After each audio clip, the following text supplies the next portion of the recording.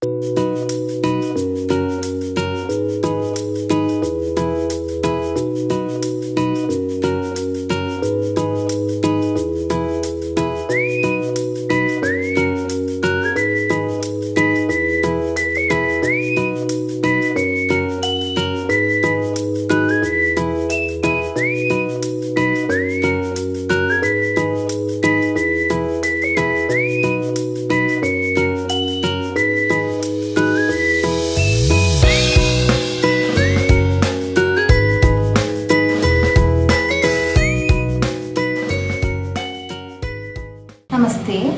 ഇന്ന് നമ്മൾ ഡിസ്കസ് ചെയ്യുന്നത് സംസ്കൃത ഭാഷാ പരിചയ എന്ന ടെക്സ്റ്റിലെ ബ്ലോക്ക് 2 ആണ്. ബ്ലോക്ക് 2-ൽ വരുന്നത് സുബന്ധ പരിചയ. ഹെഡിങ് കണ്ടിട്ടുണ്ടാവും, സുബന്ധ പരിചയ. ഈ സുബന്ധം എന്ന് പറഞ്ഞാൽ സുപ്പ് എന്ന പ്രത്യയത്തിൽ അവസാനിക്കുന്ന പദങ്ങളെ പരിചയപ്പെടുക എന്നാണ്. അപ്പൊ സുബന്ധം എന്ന് പറഞ്ഞാൽ ഉദ്ദേശിക്കുന്നത് നാമപദങ്ങൾ. അപ്പൊ സംസ്കൃത ഭാഷയിലെ നാമപദങ്ങളെ പരിചയപ്പെടുന്ന പാഠഭാഗമാണ് ഇത്.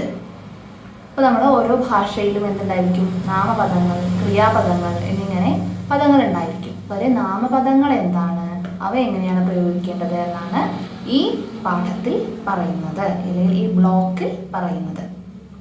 ആദ്യം നമുക്ക് സംസ്കൃത ഭാഷയെ കുറിച്ചൊന്ന് നോക്കാം. ഭാരതീയ സംസ്കൃതേഹി വാഹിനി ഭവതി സംസ്കൃത ഭാഷ. ഭാരതീയ സംസ്കാരത്തെ വഹിക്കുന്നവളാണ് ആര്? സംസ്കൃത ഭാഷ. സംസ്കൃതമിതി പദമേവ ഭാഷായാഹ സംസ്കൃതിം സൂചയതി. ആ സംസ്കൃതം എന്ന വാക്ക് തന്നെ സൂചിപ്പിക്കുന്നത് എന്താണ്? ഭാഷയുടെ സംസ്കാരത്തെയാണ്. അത്രയും ശുദ്ധീകരിക്കപ്പെട്ടത് എന്നാണ് സംസ്കൃതം എന്ന പദത്തിന് തന്നെ അർത്ഥം. ഭാഷായാഹ സംസ്കൃതിഃ വ്യാകരണ നിയമൈഃ സുനിയമിത ഭവതി.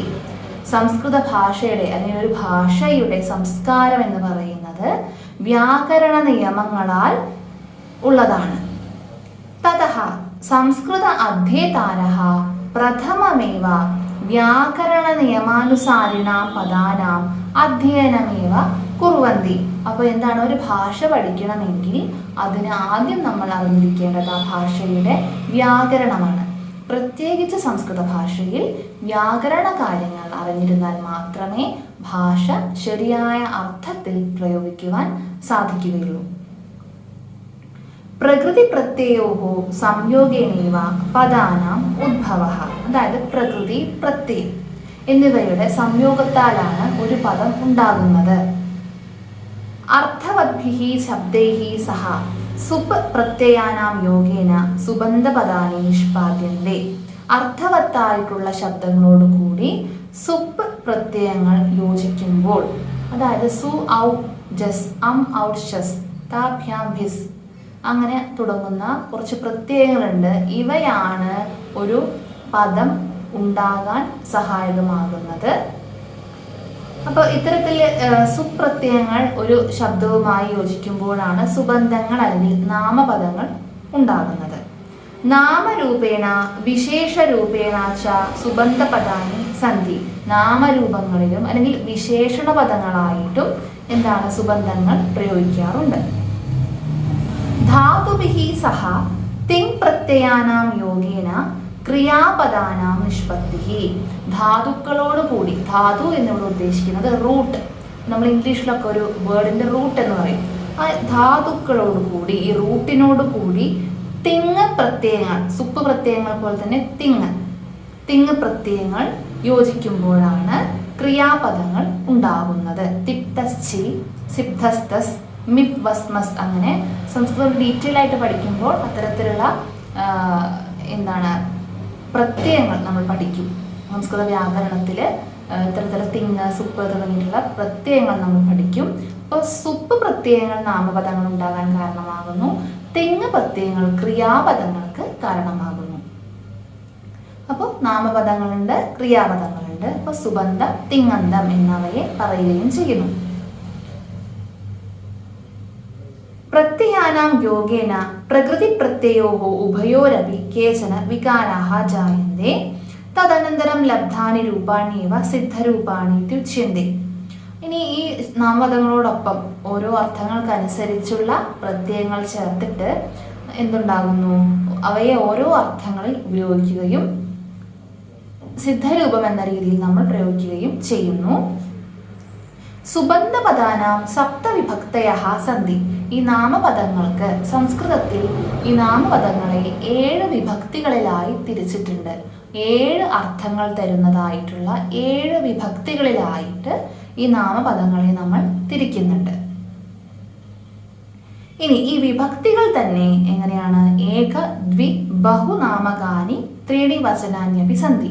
ഈ വിഭക്തികളിൽ തന്നെ ഏകവചനം, ബഹുവചനം, ദ്വിവചനം എന്നിങ്ങനെ 3 വചനങ്ങളുമുണ്ട്. അപ്പോൾ സംസ്കൃത ഭാഷയിൽ വ്യാകരണത്തിൽ നാമപദങ്ങൾക്ക് 7 വിഭക്തികളുണ്ട്. 7 അർത്ഥത്തെ പ്രതിപാദിപ്പിക്കുന്ന 7 വിഭക്തികളുണ്ട്. 3 വചനങ്ങളുണ്ട്. ഏകവചനം, ദ്വിവചനം, ബഹുവചനം. മറ്റ് ഭാഷകളിൽ എപ്പോഴും ഏകവചനവും ബഹുവചനവും മാത്രമേ കാണാറുള്ളൂ. സംസ്കൃത ഭാഷയുടെ പ്രത്യേകതയാണ് അതിൽ ദ്വിവചനമുണ്ട് എന്നത്. ഇപ്പോൾ ഒരാളെ അല്ലെങ്കിൽ ഒരെണ്ണത്തെ സൂചിപ്പിക്കാൻ നമ്മൾ ഏകവചനം ഉപയോഗിക്കുന്നു. ഇപ്പോൾ മലയാളത്തിലൊക്കെ നമ്മൾ 2 പേർ പോകുന്നു എന്ന് തന്നെ വാക്കുകളിൽ പറയുകയാണ് ചെയ്യാറുള്ളത്. സംസ്കൃതത്തിൽ അത് ചുരുക്കി പറയും. ഇപ്പോൾ 2 രാമന്മാർ പോകുന്നു എന്നുള്ളതിന് രാമോ ഗച്ഛതഃ എന്ന് പറയും. ഇപ്പോൾ ഹിന്ദിയിലായാലും എന്താണ് 2 പേരെന്ന് പ്രത്യേകം പറയണം. പക്ഷെ സംസ്കൃതത്തിൽ എന്താണ് ആ 2 പേർ പോകുന്നു എന്നതിന് ഒറ്റ വാക്കുകൊണ്ട് നമുക്ക് പറയുവാൻ സാധിക്കും. അപ്പോൾ ഏകവചനം എന്ന് പറഞ്ഞാൽ ഒരാളെ സൂചിപ്പിക്കുന്നത്, ദ്വിവചനം എന്ന് പറഞ്ഞാൽ 2 എണ്ണത്തിനെ സൂചിപ്പിക്കുന്നത്, ബഹുവചനം എന്ന് പറയുമ്പോൾ 3 അതിൽ കൂടുതലോ ഉണ്ടെങ്കിൽ അവയെ സൂചിപ്പിക്കുവാനാണ് ഉപയോഗിക്കുന്നത്.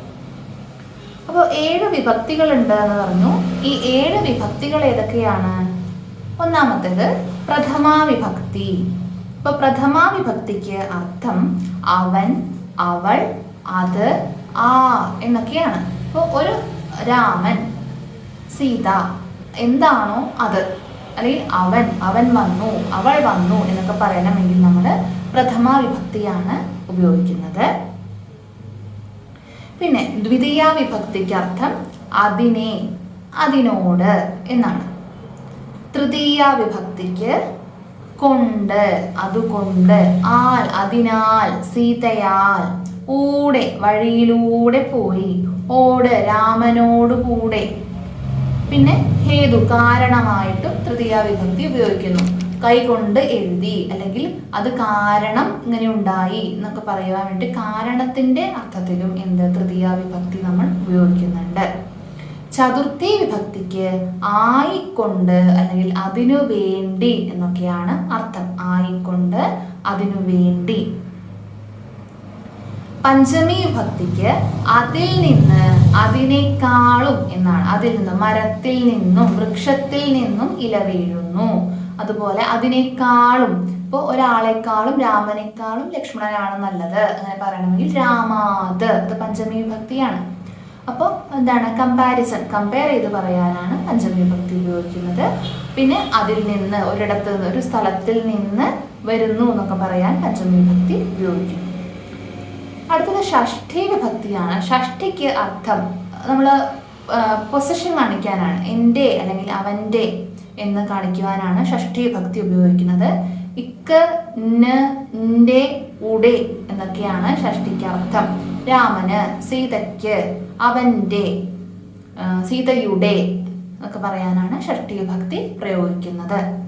അതുപോലെ സപ്തമി വിഭക്തിക്ക് അർത്ഥം അതിങ്കൽ അല്ലെങ്കിൽ അതിൽ, അതിൽ വെച്ച്. ഇപ്പോൾ കാട്ടിൽ, വനത്തിൽ വെച്ച്, വഴിയിൽ വെച്ച് എന്നൊക്കെ പറയണമെങ്കിൽ സപ്തമി വിഭക്തിയാണ് നമുക്ക് നമ്മൾ ഉപയോഗിക്കുക. ഇപ്പൊ വനേ, വനത്തിൽ, ഗൃഹേ, വീട്ടിൽ അമ്മയുണ്ട്, ഗൃഹേ മാതാ അസ്തി. ഇപ്പൊ വീട്ടിൽ എന്നർത്ഥം വരണമെങ്കിൽ നമ്മൾ അവിടെ സപ്തമി വിഭക്തിയിൽ വേണം ആ നാമപദം ഉപയോഗിക്കേണ്ടത്.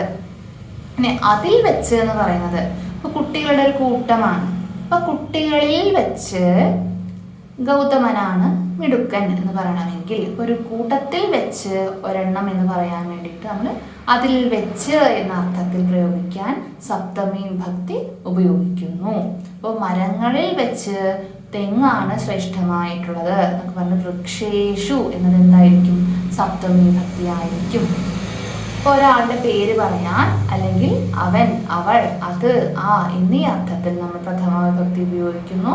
അതിനെ, രാമനെ, സീതയെ, അതിനോട്, രാമനോട്, സീതയോട് എന്നുള്ള അർത്ഥത്തിൽ ദ്വിതീയ വിഭക്തി ഉപയോഗിക്കുന്നു.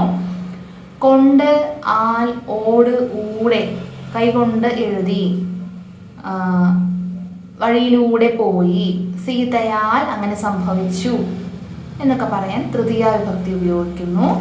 ആയിക്കൊണ്ട് അല്ലെങ്കിൽ അതിനു വേണ്ടി, സീതയ്ക്കായിക്കൊണ്ട്, കൃഷ്ണനായിക്കൊണ്ട്, അതിനു വേണ്ടി, ഞാൻ ഇത് വാങ്ങുവാൻ വേണ്ടി എന്നൊക്കെയുള്ള അർത്ഥത്തിൽ ചതുർത്ഥി വിഭക്തി ഉപയോഗിക്കുന്നു.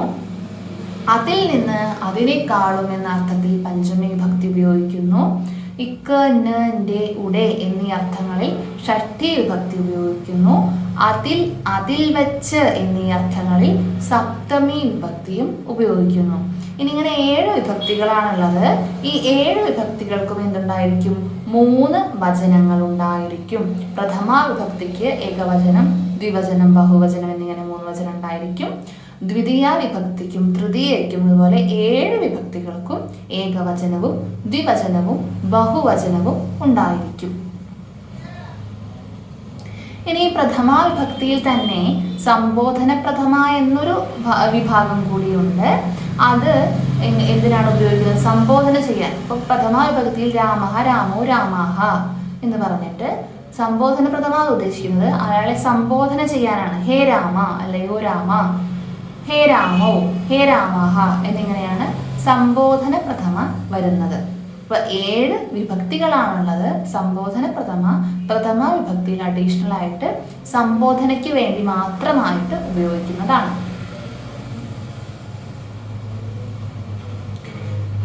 ഇനി ബാലപ്രബോധനം എന്ന ഒരു പുസ്തകമുണ്ട്.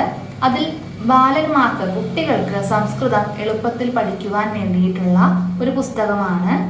അതിൽ ഈ വിഭക്തികളുടെ അർത്ഥം കൊടുത്തിട്ടുള്ള ഒരു പദ്യമുണ്ട്. അതെന്നു പ്രഥമയ്ക്കർത്ഥം, ദ്വിതീയയ്ക്ക് അതിനെ പുനഃ, അതിനോട് അതിലേക്കെന്നും തൃതീയയ്ക്ക് അർത്ഥമായി വരും. തൃതീയ ഹേതുവായിട്ട് കൊണ്ടാലോടൂടെ എന്നവി ആയിക്കൊണ്ടു ചതുർത്ഥീച്ച സർവത്ര പരികീർത്തിത. അതിങ്കൽ നിന്നു പൊക്കേക്കാൾ ഹേതുവായിട്ടു പഞ്ചമി, ഇക്കുമിന്നുമുടെ ഷഷ്ടിക്കതിൻ്റെ വച്ചുമെന്നവി അതിങ്കൽ അതിൽ വച്ചെന്നും വിഷയം സപ്തമി മത എന്നിങ്ങനെ 7 വിഭക്തികളുടെയും അർത്ഥം പറയുന്ന ഒരു പദ്യം ബാലപ്രബോധനം എന്ന പുസ്തകത്തിൽ പറഞ്ഞിട്ടുണ്ട്. ഇനി ഇതാണ് സംസ്കൃത ഭാഷയെക്കുറിച്ച് അടിസ്ഥാനപരമായിട്ട് പറയാനുള്ളത്. നാമപദങ്ങൾക്ക് 7 വിഭക്തികളുണ്ട്, 3 വചനങ്ങളുണ്ട്. ഏകവചനം എന്ന് പറയുമ്പോൾ ഒരെണ്ണം, ദ്വിവചനം എന്ന് പറയുമ്പോൾ 2 എണ്ണത്തെ സൂചിപ്പിക്കാൻ, 2 പേരെ സൂചിപ്പിക്കാൻ. ബഹുവചനം എന്ന് പറഞ്ഞാലോ 3 അതിൽ കൂടുതലോ വസ്തുക്കളെ അല്ലെങ്കിൽ ആളുകളെ പറയാൻ നമ്മൾ ബഹുവചനം ഉപയോഗിക്കുന്നു. അതിൽ 1ാമത്തെ യൂണിറ്റിൽ വരുന്നത് ബാല, കവി, ഗുരു ശബ്ദാഹ പുല്ലിംഗേ. നമ്മൾ കേട്ടിട്ടുണ്ടാവും എല്ലാ ഭാഷകളിലും എന്തുണ്ട്? പുല്ലിംഗം, സ്ത്രീലിംഗം, നപുംസകലിംഗം എന്നിങ്ങനെ 3 ലിംഗങ്ങളുണ്ട്. ഇപ്പൊ സംസ്കൃതത്തിലെ പുല്ലിംഗത്തിൽ വരുന്ന ബാലശബ്ദം, കവി ശബ്ദം, ഗുരു ശബ്ദം എന്നിവയാണ് നമ്മൾ 1ാമത്തെ യൂണിറ്റിൽ പഠിക്കുന്നത്. അതിൽ ആദ്യം വരുന്നത് നോക്കൂ. അകാരാന്തഃ പുല്ലിംഗഃ ബാലശബ്ദഃ. അകാരാന്തഃ എന്ന് ഉദ്ദേശിക്കുന്നത്, ഇപ്പൊ ബാലശബ്ദ, നമ്മൾ ബാല എന്ന ശബ്ദം ഉച്ചരിക്കുമ്പോൾ ബാല, അ എന്ന ശബ്ദമാണ് അവസാനം വരുന്നത് അല്ലെ, ബാല. കവി എന്ന് പറയുമ്പോൾ ഇകാരമാണ് അവസാനത്തിൽ വരുന്നത്. ഗുരു എന്ന് പറയുമ്പോൾ ഉകാരം. പിതൃ ശബ്ദം എന്ന് പറയുമ്പോൾ ഋകാരം. അപ്പോൾ അന്തത്തിൽ, അവസാനത്തിൽ അകാരം ആ എന്ന ശബ്ദം വരുന്ന പുല്ലിംഗത്തിലെ ശബ്ദങ്ങൾ എങ്ങനെ പ്രയോഗിക്കണം, 7 വിഭക്തികളിലും എങ്ങനെ അ എന്ന ശബ്ദത്തിൽ അവസാനിക്കുന്ന പുല്ലിംഗ പദങ്ങൾ പ്രയോഗിക്കണം എന്നാണ് ആദ്യത്തെ പട്ടികയിൽ കൊടുത്തിട്ടുള്ളത്. അപ്പൊ അകാരാന്തഃ എന്ന് പറഞ്ഞാൽ അകാരത്തിൽ, ആ എന്ന ശബ്ദത്തിൽ അവസാനിക്കുന്ന പുല്ലിംഗ ബാലശബ്ദ, പുല്ലിംഗമായിട്ടുള്ള ബാലശബ്ദം അതിൻ്റെ 7 വിഭക്തികളിലെയും സിദ്ധരൂപമാണ് കൊടുത്തിരിക്കുന്നത്. ഇങ്ങനെ 7 വിഭക്തികളിലും 3 വചനങ്ങളിലുമായിട്ട് കൊടുക്കുന്നതിനെയാണ് സിദ്ധരൂപം എന്ന് പറയുന്നത്. അപ്പൊ അതിൽ നോക്കാം. പ്രഥമ വിഭക്തി. ഇപ്പൊ വിഭക്തി എന്ന് പറഞ്ഞിട്ടൊരു കോളം കൊടുത്തിട്ടുണ്ട്. ഏകവചനമെന്നും ദ്വിവചനമെന്നും ബഹുവചനമെന്നും ഇങ്ങനെ 3 കോളങ്ങളും കൊടുത്തിട്ടുണ്ട്. അപ്പൊ പ്രഥമ വിഭക്തിയിലെ ഏകവചനം എന്താണ്? ബാലശബ്ദത്തിന്റെ ബാലഹ. ദ്വിവചനമോ ബാലൗ. ബഹുവചനം ബാലാഹ. അപ്പൊ അതിനെന്താണ് അർത്ഥം? ബാലഹ എന്ന് പറഞ്ഞാൽ ഒരു ആൺകുട്ടി, ബാലൗ 2 ആൺകുട്ടികൾ, ബാലാഹ 3 അല്ലെങ്കിൽ അതിൽ കൂടുതലോ ആൺകുട്ടികൾ അല്ലെങ്കിൽ കുറെ ആൺകുട്ടികൾ. ഇനി ഈ ടേബിളിൽ സംബോധന പ്രഥമ കൊടുത്തിട്ടുണ്ട്. അതെന്തിനാ ഉപയോഗിക്കുന്നത്? സംബോധന ചെയ്യാൻ എന്ന് പറഞ്ഞാൽ വിളിക്കാൻ. ഇപ്പൊ ഹേ ബാല, അല്ലയോ ആൺകുട്ടി. ഇപ്പൊ ഒരു ആൺകുട്ടിയെ വിളിക്കണം. ഹേ ബാലു. ഇപ്പൊ 2 ആൺകുട്ടികളെ വിളിക്കണമെങ്കിൽ നമ്മൾ എങ്ങനെ വിളിക്കണം? ഹേ ബാലു, അല്ലയോ 2 ആൺകുട്ടികളെ. ഹേ ബാലാഹ, അല്ലയോ ആൺകുട്ടികളെ. കുറെ ആൺകുട്ടികളുണ്ട്, അവരെ വിളിക്കാൻ ഹേ ബാലാഹ എന്ന് ദീർഘം പ്രയോഗിക്കണം. അപ്പോൾ ബാലഹ, ബാലോ, ബാലാഹ എന്നത് പ്രഥമ വിഭക്തി. ഹേ ബാല, ഹേ ബാലോ, ഹേ ബാലാഹ എന്നത് സംബോധന പ്രഥമ. ഇനി ദ്വിതീയ വിഭക്തിക്ക് എങ്ങനെയാണ് രൂപം കൊടുത്തിരിക്കുന്നത്? ബാലം, ബാലൗ, ബാലാൻ. ബാലം ബാലനെ, ഒരു ബാലനെ അല്ലെങ്കിൽ ഒരു ബാലനോട്, ഒരു ആൺകുട്ടിയോട്. ബാലോ 2 ആൺകുട്ടിയെ അല്ലെങ്കിൽ 2 ആൺകുട്ടികളെ അല്ലെങ്കിൽ 2 ആൺകുട്ടികളോട്. ബാലാൻ ആൺകുട്ടികളോട്, കുറെ പേരുണ്ട്, അപ്പൊ ആ ആൺകുട്ടികളോടെല്ലാം. തൃതീയ ബാലേന, ബാലാഭ്യാം, ബാലൈഹി ആൺകുട്ടിയാൽ, ഒരു ആൺകുട്ടിയാൽ അല്ലെങ്കിൽ ഒരു ആൺകുട്ടിയോട് കൂടെ. ബാലാഭ്യാം 2 ആൺകുട്ടികളോട് കൂടെ അല്ലെങ്കിൽ 2 ആൺകുട്ടികൾ കാരണം. ബാലൈഹി കുറെ ആൺകുട്ടികളോട് കൂടെ അല്ലെങ്കിൽ കുറെ ആൺകുട്ടികൾ കാരണം. അപ്പൊ നിങ്ങൾ ഓരോ വിഭക്തികളുടെയും അർത്ഥം ഈ ബാലൻ എന്ന പദം വെച്ചിട്ട് അതിലേക്ക് എടുക്കണം, ഓരോ അർത്ഥങ്ങളെയും എടുക്കണം. ചതുർത്ഥി ഭക്തിക്ക് എന്താ അർത്ഥം എന്ന് പറഞ്ഞത്? ആയിക്കൊണ്ട് അല്ലെങ്കിൽ അതിനു വേണ്ടി എന്നാണ്. ഇപ്പൊ ബാലായ എന്നതിന് എന്തായിരിക്കും അർത്ഥം? ആൺകുട്ടിക്കായിക്കൊണ്ട്. മാതാ ബാലായ ഓദനം ദദാതി, അമ്മ ആൺകുട്ടിക്കായിക്കൊണ്ട് ഭക്ഷണം നൽകുന്നു. അധ്യാപിക ബാലായ വദതി, അധ്യാപിക ആൺകുട്ടിയോടായിക്കൊണ്ട് പറയുന്നു. ബാലാഭ്യാം 2 ആൺകുട്ടികൾക്കായിക്കൊണ്ട്. ബാലേഭ്യഃ കുറെ ആൺകുട്ടികൾക്കായിക്കൊണ്ട്. പഞ്ചമി ഭക്തി ബാലാത് ആൺകുട്ടിയിൽ നിന്നും, അപ്പോൾ ആൺകുട്ടിയിൽ നിന്നും പുസ്തകം സ്വീകരിക്കുന്നു. ബാലാഭ്യാം 2 ആൺകുട്ടികളിൽ നിന്നും. അപ്പോൾ ഒരുപോലെ വരുന്നതും എന്നാൽ വ്യത്യസ്ത അർത്ഥങ്ങളിൽ പ്രയോഗിക്കുന്നതുമായിട്ടുള്ള വിഭക്തി രൂപങ്ങളുണ്ട്. അത് നിങ്ങൾക്ക് ദ്വിവചനത്തിലും ബഹുവചനത്തിലും കാണാവുന്നതാണ്. ബാലാഭ്യാം എന്നത് തൃതീയയിലും ചതുർത്ഥിയിലും പഞ്ചമിയിലും വരുന്നുണ്ട്. ബാലൗ എന്നത് പ്രഥമയിലും ദ്വിതീയയിലും വരുന്നുണ്ട്. ബാലേഭ്യഃ എന്നത് എന്താണ്? ചതുർത്ഥിയിലും പഞ്ചമിയിലും ബഹുവചനമായിട്ട് വരുന്നുണ്ട്. എന്താണ്? സന്ദർഭത്തിനനുസരിച്ച് അർത്ഥത്തിന് വ്യത്യാസം വരും. ഷഷ്ഠി ഭക്തിക്ക് എന്താ അർത്ഥം? എൻ്റെ, അവൻ്റെ എന്നൊക്കെ പറയാനാണ് ഷഷ്ഠി ഭക്തി ഉപയോഗിക്കുന്നത്. അപ്പൊ ബാലസ്യ എന്ന് പറഞ്ഞാൽ എന്തായിരിക്കും അർത്ഥം? ആൺകുട്ടിയുടെ, ബാലന്റെ. ബാലയോഹോ 2 ആൺകുട്ടികളുടെ അല്ലെങ്കിൽ 2 ആൺകുട്ടികൾക്ക് എന്നും ഉപയോഗിക്കാം. ബാലാനാം ആൺകുട്ടികളുടെ അല്ലെങ്കിൽ ആൺകുട്ടികൾക്ക് എന്ന അർത്ഥത്തിൽ ഉപയോഗിക്കാം. സപ്തമി ഭക്തിക്ക് എന്താണ് അർത്ഥം? അതിൽ അല്ലെങ്കിൽ അതിൽ വച്ച്. ബാലേ ആൺകുട്ടിയിൽ അല്ലെങ്കിൽ ആൺകുട്ടികളിൽ വെച്ച് അല്ലെങ്കിൽ ആൺകുട്ടിയിൽ വെച്ച്. ബാലയോഹോ 2 ആൺകുട്ടികളിൽ. ബാലേഷു ആൺകുട്ടികൾ, മൊത്തത്തിലുള്ള എല്ലാ കുറെ ആൺകുട്ടികളിൽ. അപ്പോൾ ആ കുട്ടികളിൽ വെച്ച് ഇവനെയാണ് വിളിക്കേണ്ടത് എന്നൊക്കെ പറയുകയാണെങ്കിൽ ബാലേഷു എന്ന് നമ്മൾ പ്രയോഗിക്കണം. അപ്പോൾ ഇങ്ങനെ 7 വിഭക്തികളിലായി 7 അർത്ഥങ്ങളിൽ 3 വചനങ്ങളിൽ ഈ വാക്കുകൾ എങ്ങനെ ഉപയോഗിക്കണം എന്നാണ് കൊടുത്തിട്ടുള്ളത്. ഇതിനും ഓരോന്നിനും ഓരോ അർത്ഥമാണ്. അതുകൊണ്ട് തന്നെ ഓരോന്നും പഠിച്ച് വ്യക്തമായി പ്രയോഗിച്ചാൽ മാത്രമേ സംസ്കൃതത്തിലുള്ള വാചകത്തിൻ്റെ യഥാർത്ഥ അർത്ഥം കൈമാറാൻ സാധിക്കുകയുള്ളൂ. ഇനി അകാരാന്തം പുല്ലിംഗം ബാലശബ്ദത്തിനെ പോലെ തന്നെ വരുന്ന മറ്റ് ശബ്ദങ്ങളുമുണ്ട്. വൃക്ഷശബ്ദം, നൃപശബ്ദം ഇതെല്ലാം അകാരത്തിലാണ് അവസാനിക്കുന്നത്, പുല്ലിംഗ ശബ്ദങ്ങളുമാണ്. ഇപ്പൊ ബാലശബ്ദം പ്രയോഗിച്ച പോലെ തന്നെയാണ് 7 വിഭക്തികളിലും വൃക്ഷശബ്ദവും നൃപശബ്ദവും രാമശബ്ദവും കൃഷ്ണശബ്ദവും മുകുന്ദ, മാധവ അങ്ങനെ പുരുഷന്മാരുടെ എന്ന ശബ്ദത്തിൽ അവസാനിക്കുന്ന പുരുഷന്മാരുടെ പേരുകളെല്ലാം അല്ലെങ്കിൽ പുല്ലിംഗത്തെ സൂചിപ്പിക്കുന്ന എന്ന ശബ്ദത്തിൽ അവസാനിക്കുന്ന എല്ലാ പദങ്ങളും പ്രയോഗിക്കേണ്ടത് ബാലശബ്ദം പോലെ തന്നെയാണ്. ഇപ്പോൾ ഉദാഹരണത്തിന് ബാല എന്നതിന് പകരം വൃക്ഷ എന്നെടുത്താൽ പ്രഥമ വിഭക്തിയിൽ വൃക്ഷഃ, വൃക്ഷൗ, വൃക്ഷാഃ എന്നാവും. ദ്വിതീയയിൽ വൃക്ഷം, വൃക്ഷൗ, വൃക്ഷാൻ എന്നാവും. തൃതീയയിൽ വൃക്ഷേണ, വൃക്ഷാഭ്യാം, വൃക്ഷൈഃ എന്നാവും. ചതുർത്ഥിയിൽ വൃക്ഷായ, വൃക്ഷാഭ്യാം, വൃക്ഷേഭ്യഃ. പഞ്ചമി വൃക്ഷാത്, വൃക്ഷാഭ്യാം, വൃക്ഷേഭ്യഃ. ഷഷ്ഠി വൃക്ഷസ്യ, വൃക്ഷയോഃ, വൃക്ഷാണാം. സപ്തമി വൃക്ഷേ, വൃക്ഷയോഃ, വൃക്ഷേഷു. അപ്പൊ കൃഷ്ണശബ്ദമാണെങ്കിലും കൃഷ്ണഃ, കൃഷ്ണോ, കൃഷ്ണാഃ. കൃഷ്ണം, കൃഷ്ണോ, കൃഷ്ണാൻ. കൃഷ്ണേന, കൃഷ്ണാഭ്യാം, കൃഷ്ണൈഃ. കൃഷ്ണായ, കൃഷ്ണാഭ്യാം, കൃഷ്ണേഭ്യഃ. കൃഷ്ണാത്, കൃഷ്ണാഭ്യാം, കൃഷ്ണേഭ്യഃ. കൃഷ്ണസ്യ, കൃഷ്ണയോഃ, കൃഷ്ണാനാം. കൃഷ്ണേ, കൃഷ്ണയോഃ, കൃഷ്ണേഷു എന്നിങ്ങനെയാണ് വരിക. രാമശബ്ദവും അതെ. ചില പുസ്തകങ്ങളിൽ രാമശബ്ദമായിരിക്കും കൊടുത്തിട്ടുണ്ടാവുക, എന്നിട്ട് മറ്റ് ശബ്ദങ്ങൾ ഇതുപോലെ പ്രയോഗിക്കുക എന്നാണ് പറയുക. ഇപ്പൊ രാമഃ, രാമോ, രാമാഃ. രാമം, രാമോ, രാമാൻ. രാമേണ, രാമാഭ്യാം, രാമൈഃ. രാമായ, രാമാഭ്യാം, രാമേഭ്യഃ. രാമാത്, രാമാഭ്യാം, രാമേഭ്യഃ. രാമസ്യ, രാമയോഃ, രാമാണാം. രാമേ, രാമയോഃ, രാമേഷു എന്നിങ്ങനെ പ്രയോഗിക്കണം. പരീക്ഷയ്ക്ക് എഴുതാൻ പറയുമ്പോൾ നിങ്ങൾ ഒരിക്കലും മലയാളം അർത്ഥമായിട്ട് എഴുതി വയ്ക്കരുത്. 7 വിഭക്തികളിലെയും രൂപങ്ങൾ എഴുതുക എന്ന് പറയുമ്പോൾ രാമഃ, ബാലഃ, ബാലൗ, ബാലാഃ എന്ന് തന്നെ എഴുതണം.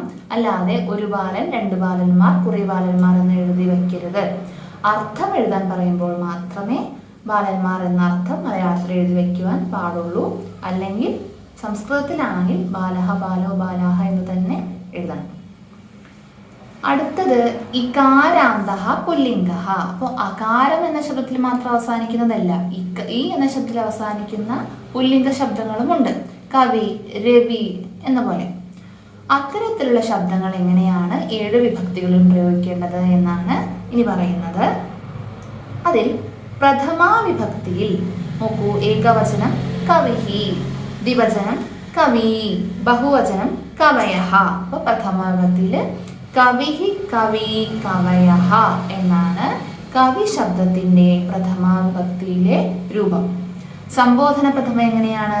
ഹേ കവേ, ഹേ കവി, ഹേ കവയഃ. ദ്വിതീയ കവിം, കവി, കവീം. തൃതീയ കവിന, അർത്ഥത്തിന് വ്യത്യാസമില്ല. കവിഹി എന്ന് പറഞ്ഞാൽ ഒരു കവി, കവി 2 കവിമാർ, കവയഃ കുറേ കവിമാർ.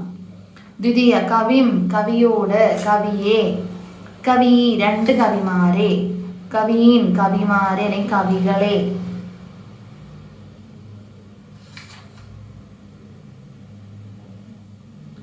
തൃതീയ കവിന, കവിയാൽ, കവി കാരണത്താൽ, കവിഭ്യാം 2 കവിമാർ കാരണത്താൽ അല്ലെങ്കിൽ 2 കവികളെ കൊണ്ട്. അങ്ങനെയുള്ള അർത്ഥത്തിൽ ഓരോ അർത്ഥത്തിലേക്കായിട്ട് നമ്മൾ മാറ്റി പ്രയോഗിക്കണം. ഇപ്പൊ ചതുർത്ഥി കവയെ, കവിക്കായിക്കൊണ്ട്. പഞ്ചമി കവയേഹേ, കവിയിൽ നിന്നും അല്ലെങ്കിൽ കവിയേക്കാളും. ഷഷ്ഠി കവയേഹേ, കവിയുടെ. സപ്തമി കവൗ, കവിയിൽ അല്ലെങ്കിൽ കവികളിൽ വെച്ച്. അപ്പൊ കവൗ, കവിയോഹോ, കവിഷു എന്നാണ് സപ്തമിയിൽ വരുന്നത്. രൂപങ്ങളോട് നോക്കാം. കവിഹി, കവി, കവയഃ എന്ന പ്രഥമ വിഭക്തി, അർത്ഥത്തിൽ വ്യത്യാസമില്ല. കവിം, കവി, കവീൻ ദ്വിതീയ വിഭക്തി. കവിന, കവിഭ്യാം, കവിഭിഃ തൃതീയ വിഭക്തി. കവയെ, കവിഭ്യാം, കവിഭ്യഃ ചതുർത്ഥി വിഭക്തി. കവേഹ, കവിഭ്യാം, കവിഭ്യഃ പഞ്ചമി വിഭക്തി. കവേഹ, കവ്യോഹ, കവീനാം ഷഷ്ഠി വിഭക്തി. കവൗ, കവ്യോഹ, കവിഷു എന്നത് സപ്തമി വിഭക്തി. ഇങ്ങനെയാണ് വിഭക്തികൾ വരുന്നത്. ഇതിൽ അർത്ഥം എന്താണ്? അവൻ, അവൾ, അതുപോലെ അത് കവി, അതിനെ കവിയെ, അതിനോട് കവിയോട്, അതുകൊണ്ട് കവിയെ കൊണ്ട്, അതിനായിക്കൊണ്ട് കവിക്കായിക്കൊണ്ട്, അതിൽ നിന്ന് കവിയിൽ നിന്ന്, അല്ലെങ്കിൽ കവിയെക്കാളും, കവിയുടെ, പിന്നെ കവിയിൽ അല്ലെങ്കിൽ കവികളിൽ വെച്ച്. ഇങ്ങനെയാണ് 7 വിഭക്തികളും 7 അർത്ഥങ്ങളിലായിട്ടും 3 വചനങ്ങളിലായിട്ടും കവി ശബ്ദം പ്രയോഗിക്കേണ്ടത്. അപ്പൊ അത്തരത്തിൽ വിഭക്തി അറിഞ്ഞ് പ്രയോഗിക്കുകയാണെങ്കിൽ വാചകങ്ങളെല്ലാം എളുപ്പത്തിൽ അതിന്റെ അർത്ഥം പുറമേക്ക് മനസ്സിലാകുന്ന രീതിയിൽ എഴുതാൻ സാധിക്കും. അടുത്തത് ഉകാരാന്ത പുല്ലിംഗ ഗുരു ശബ്ദ. അപ്പൊ ഗുരു ശബ്ദം, ഗുരു എന്ന് ഉച്ചരിക്കുമ്പോൾ അവസാനം വരുന്ന ശബ്ദം ഏതാണ്? ഉകാരമാണ് അല്ലെ. അപ്പൊ ഉകാരാന്തം, ഉ എന്ന ശബ്ദത്തിൽ അവസാനിക്കുന്ന പുല്ലിംഗ പദമായിട്ടുള്ള ഗുരു ശബ്ദം എങ്ങനെ പ്രയോഗിക്കണമെന്നാണ് പറയുന്നത്. അതിനു മുമ്പ് കവി ശബ്ദം പോലെ തന്നെ വരുന്ന മറ്റ് പദങ്ങൾ അവിടെ കൊടുത്തിട്ടുണ്ട്. ഹരി, രവി, അഗ്നി, വിധി, പ്രഭൃതയ മുതലായവ.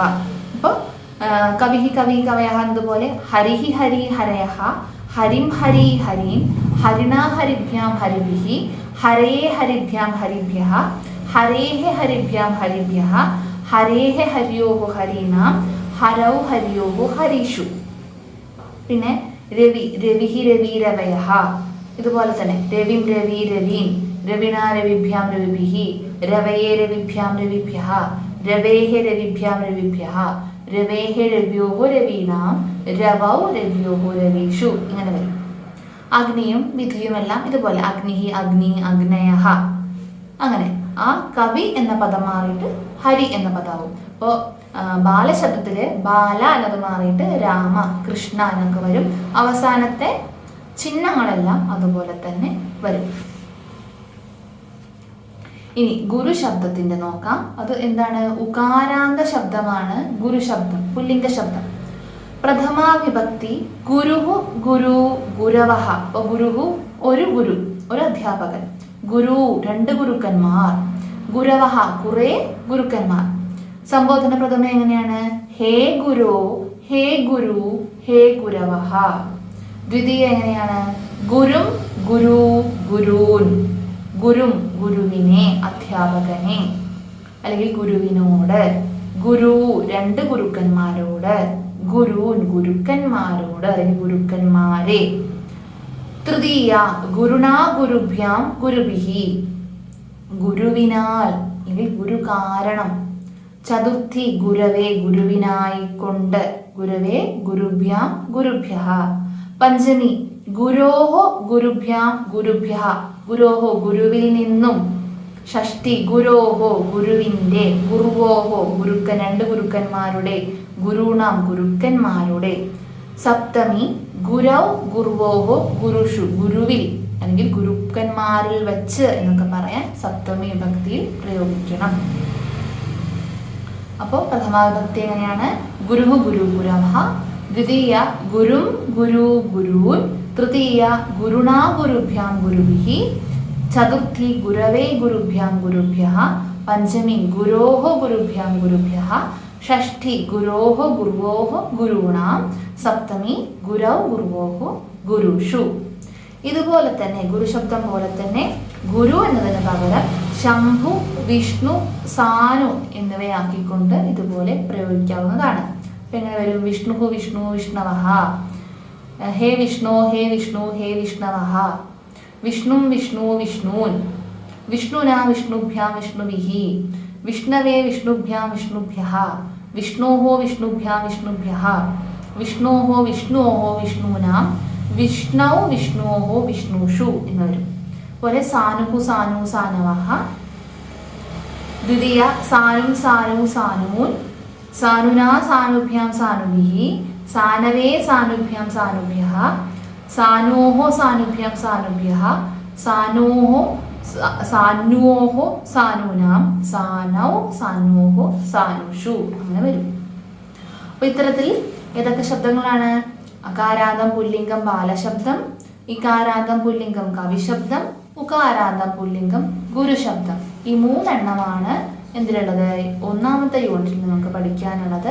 ഈ 3 എണ്ണവും പഠിച്ചാൽ അതുപോലെ വരുന്ന മറ്റ് പദങ്ങളുടെയും വിഭക്തികളും നമുക്ക് പ്രയോഗിക്കാൻ സാധിക്കും. ഇതെല്ലാം മനസ്സിലായെന്ന് വിശ്വസിക്കുന്നു. ഇനി അടുത്ത ക്ലാസ്സിൽ കാണാം. നന്ദി.